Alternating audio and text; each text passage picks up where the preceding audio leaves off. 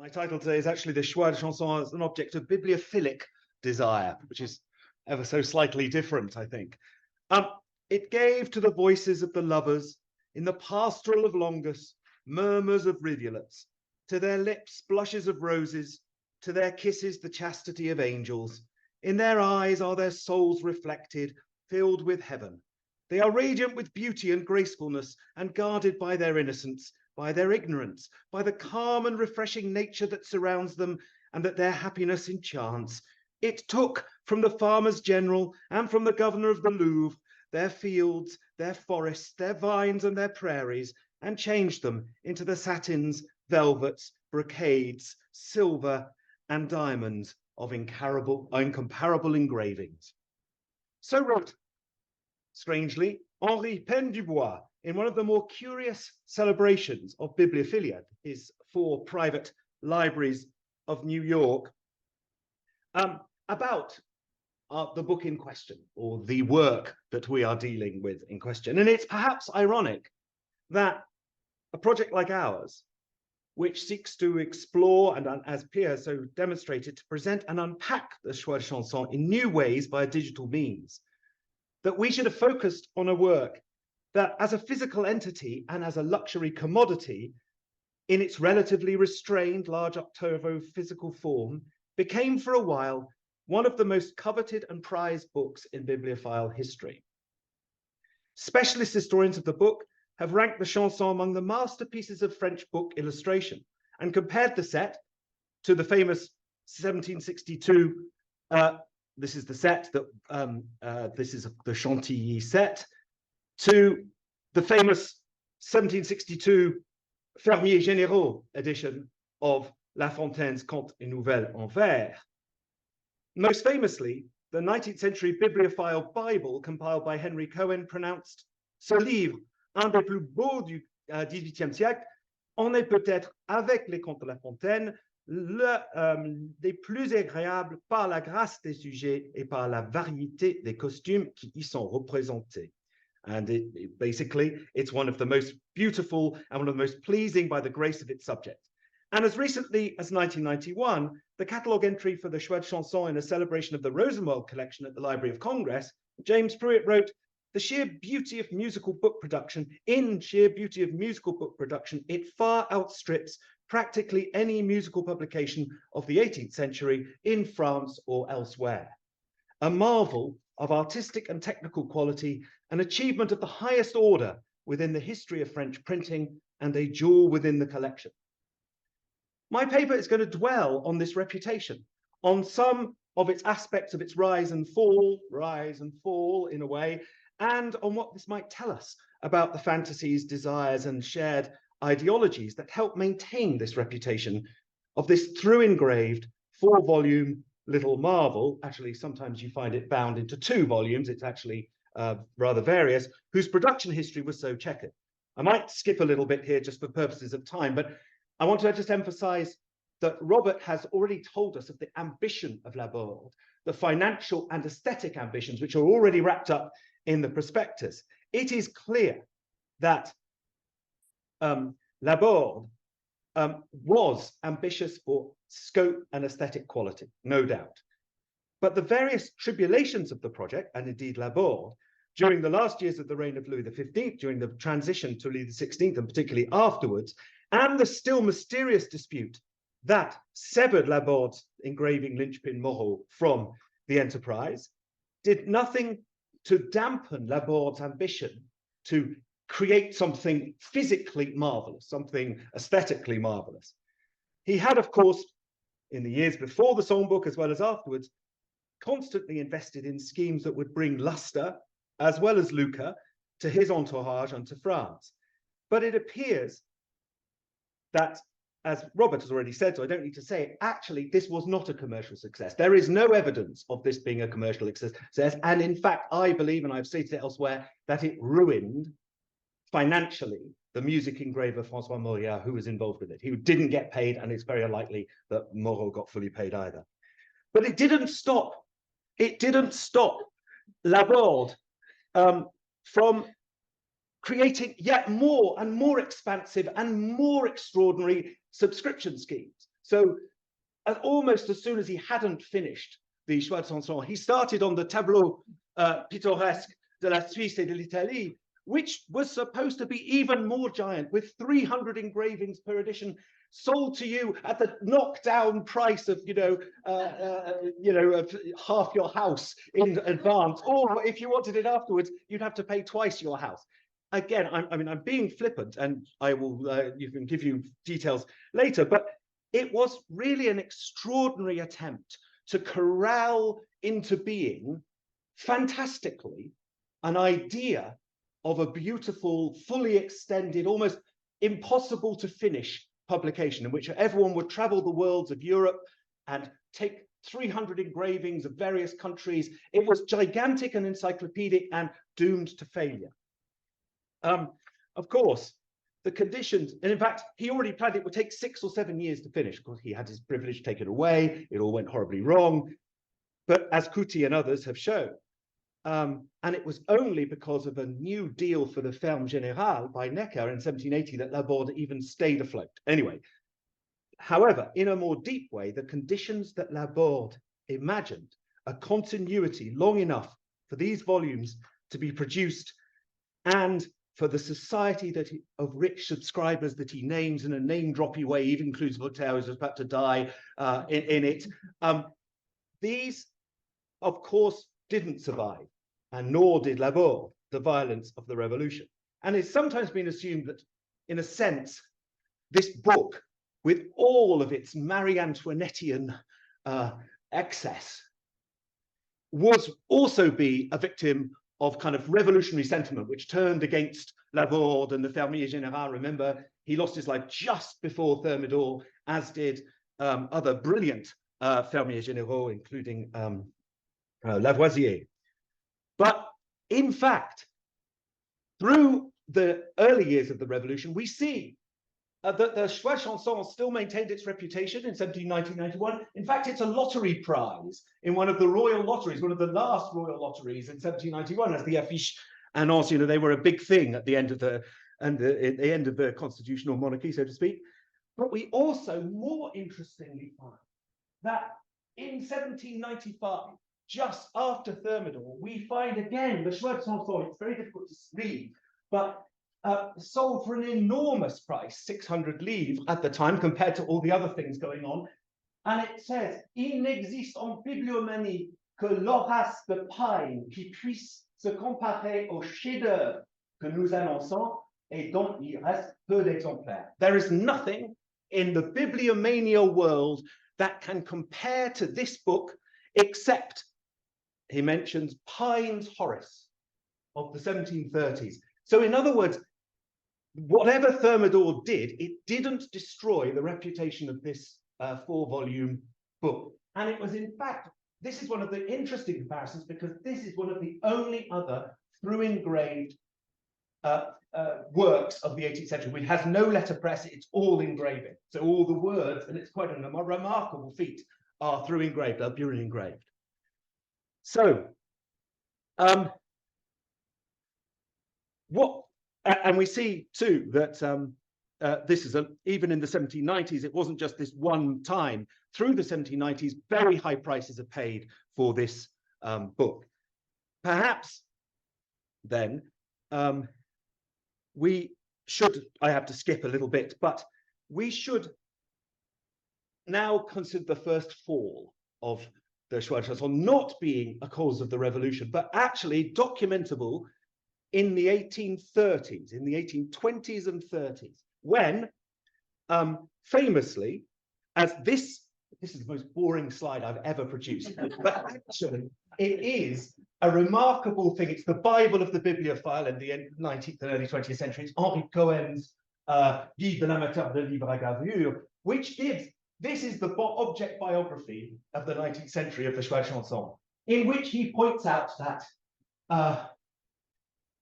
let me see. He points out that in 1838, you could pick up, in the 1830s, you could pick this up for 30 or 40 livres. And he points to one particular sale where he talks about the Pixeret Court sale of 1838, where as I went digging into it, indeed, number 81846, Choix de Chansons mise en musique, particularly beautiful edition, bel exemplaire, 30D.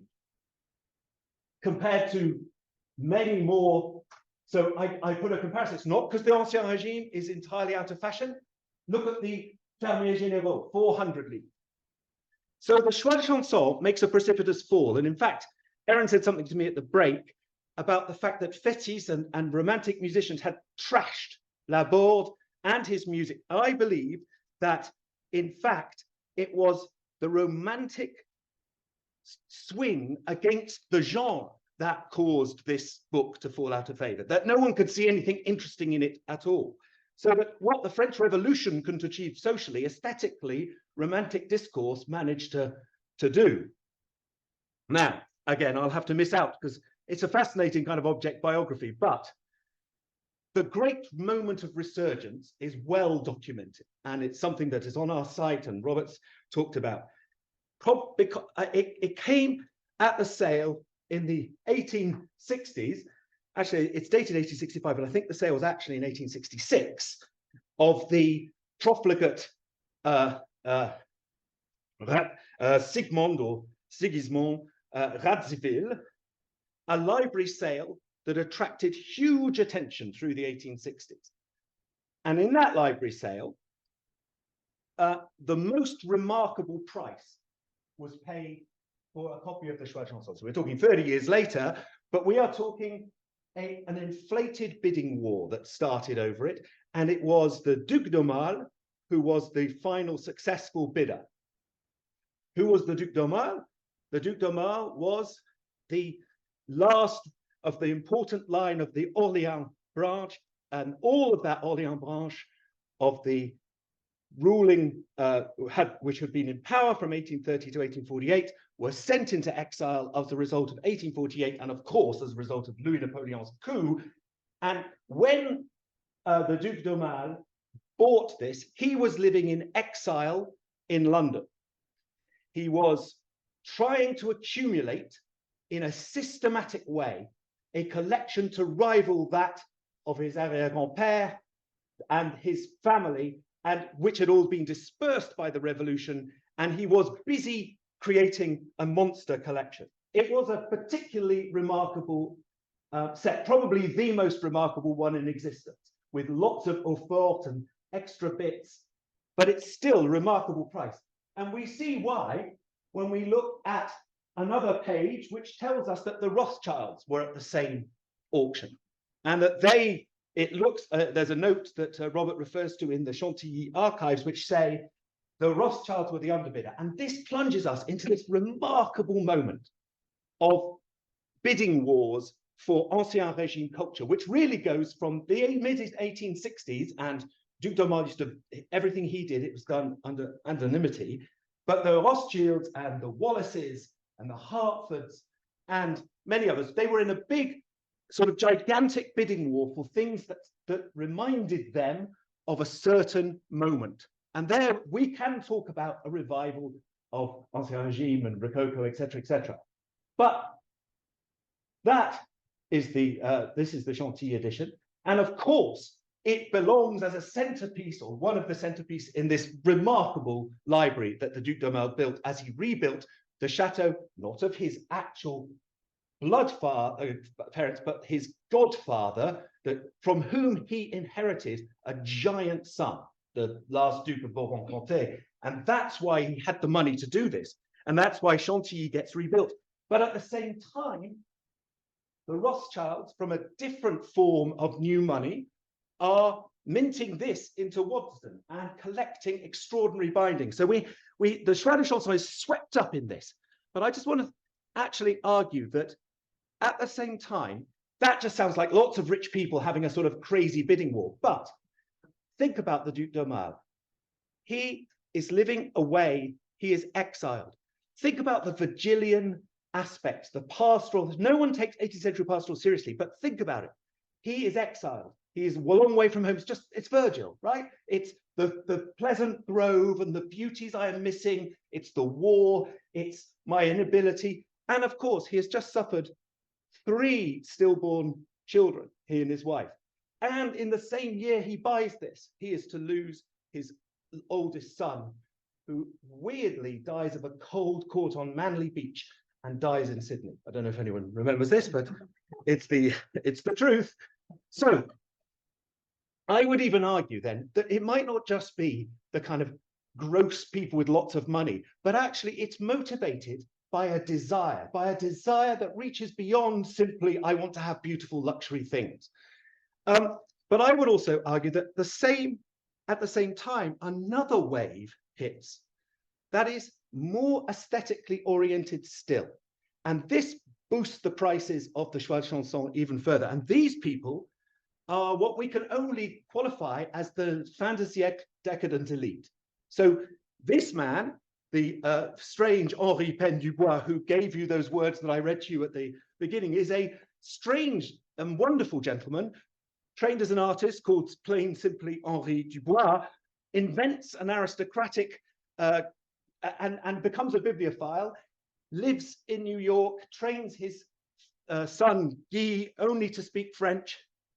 Guy goes on to write the great histories of modernist writers, and Pen Dubois is fixated on the idea that the Choix de Chansons represents not the prize of the book collector, but the prize of the book lover. He tells people that it's actually about the love of the feel of the paper, of the through engravedness.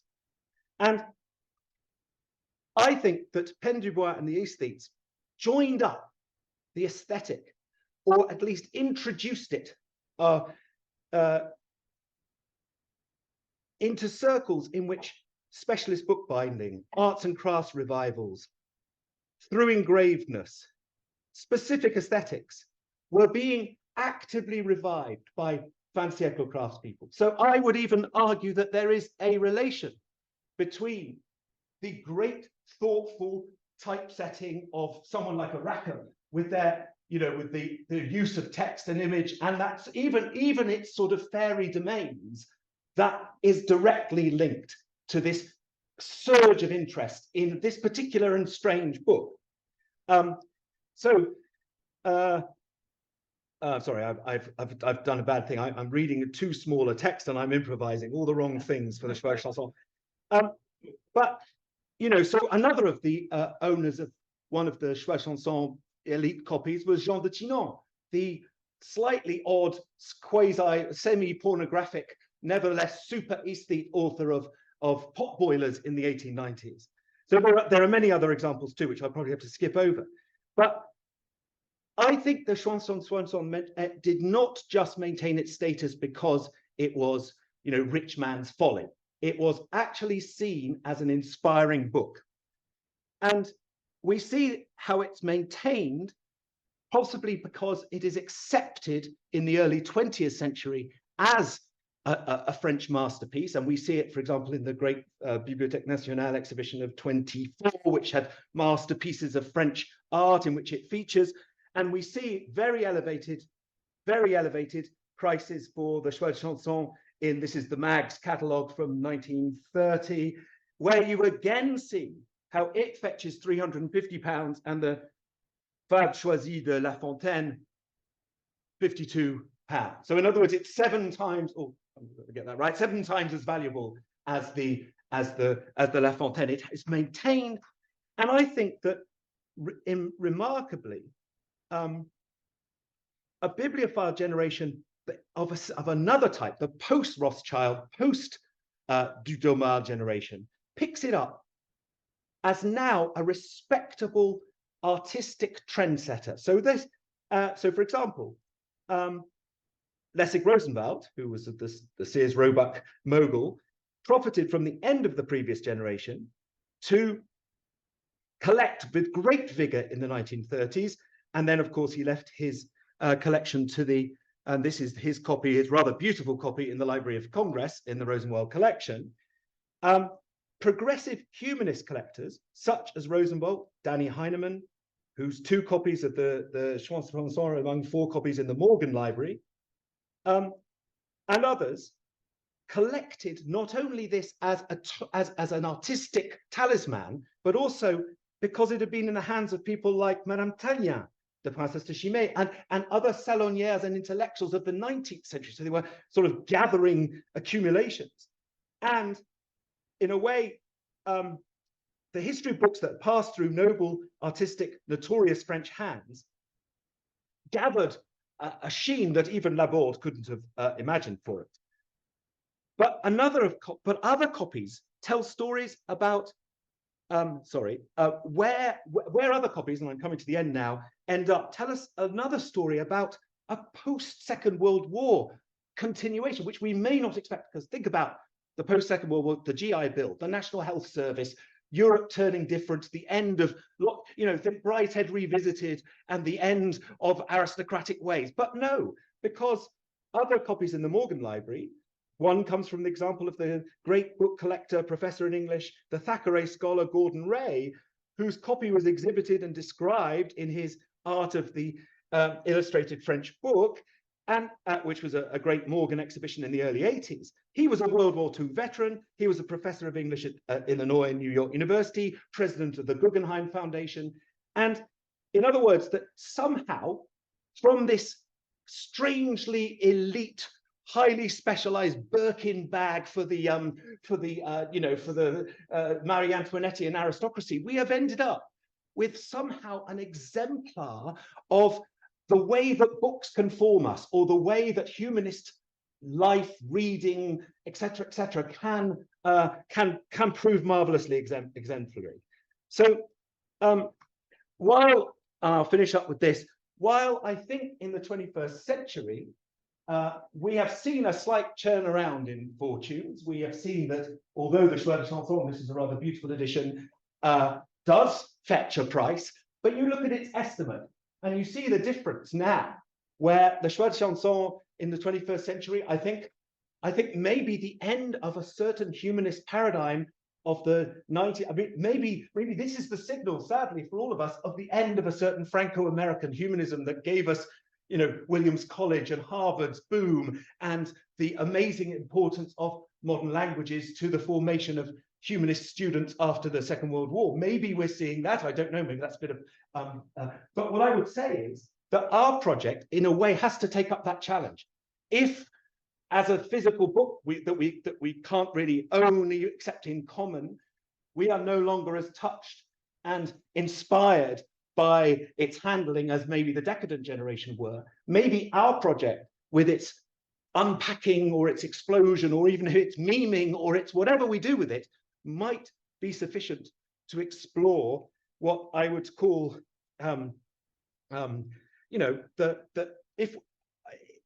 if we can at least make some sense of the extraordinary nature of this somehow.